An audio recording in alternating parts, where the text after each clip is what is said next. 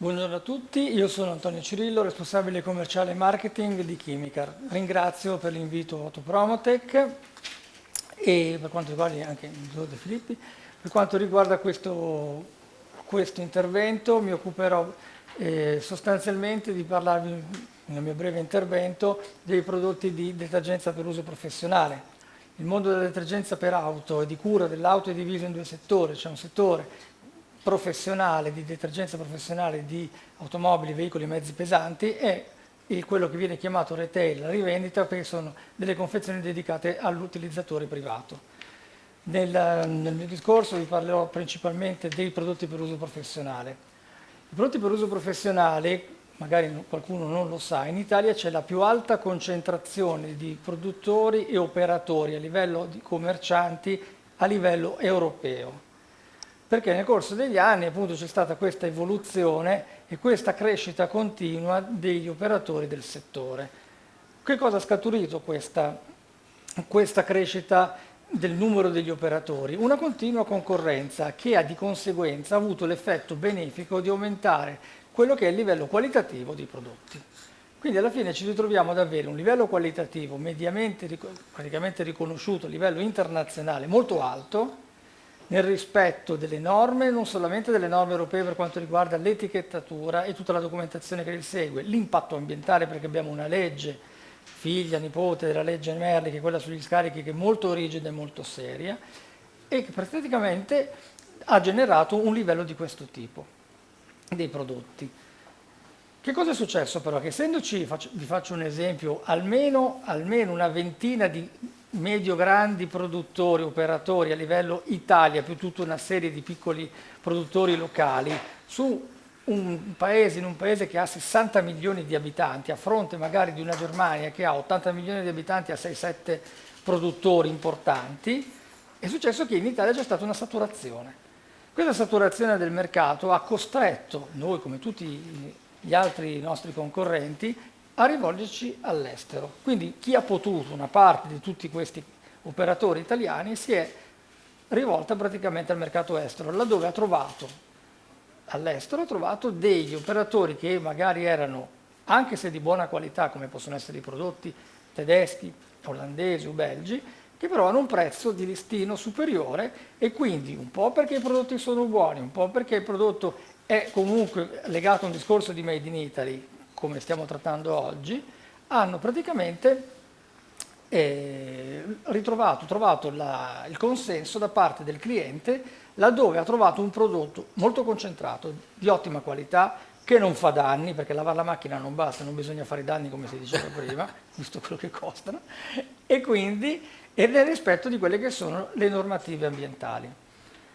Quindi cosa è successo? Che praticamente il prodotto italiano che ha, visto che parliamo di un prodotto fondamentalmente povero, è un prodotto che ha un prezzo al chilo basso, non stiamo parlando di un chilo di gioielli, stiamo parlando di un prodotto di un detergente che ha un prezzo basso, dove di conseguenza il trasporto incide parecchio, parliamo di un 10-15% di incidenza al chilo su un prodotto di detergenza. Dobbiamo per forza di cose fare un prodotto qualitativamente molto buono e molto concentrato, perché parlare di un prodotto chimico quando si fanno dei paragoni, se non si parla della stessa cosa a livello qualitativo di concentrazione, stiamo parlando di niente.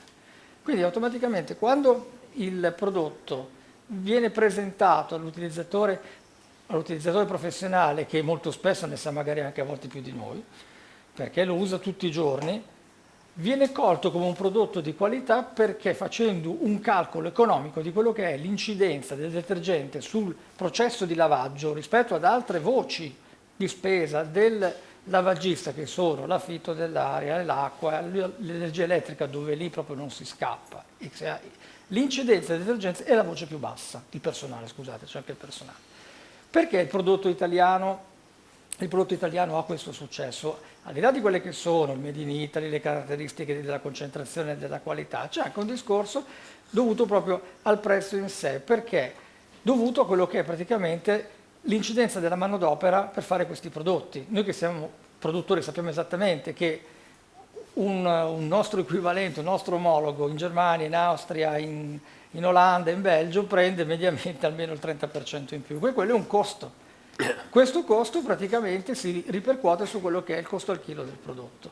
Perciò gli diamo un prodotto di qualità con un prezzo giusto, non voglio dire un prezzo basso perché noi non stiamo a svendere, non stiamo nemmeno a farlo, non siamo neanche ingordi, facciamo il prezzo come lo diciamo noi giusto. Noi parlo come italiani, italiani di qualità, che vanno all'estero e si propongono. Quindi per quanto riguarda sostanzialmente un discorso di questo tipo, non abbiamo neanche da temere per quanto riguarda invece altri aspetti che io ho sentito prima degli interventi degli altri relatori. Dal nostro canto abbiamo la fortuna che, essendo un prodotto molto povero, dove il trasporto incide tanto e un nolo di un container, come voi sapete benissimo con la storia del canale di Suez, è praticamente quasi triplicato, esportare un prodotto del genere diventa difficile per i cinesi. E quindi noi riusciamo comunque a confrontarci con operatori stranieri e mantenendo un livello qualitativo alto. Noi riusciamo anche ad esportare, per esempio, in paesi dove l'economia locale è un'economia più povera della nostra. Sono paesi che non hanno neanche gli autolavaggi, lavano a mano. Stanno iniziando ad arrivare adesso magari qualche pista, qualche portalino.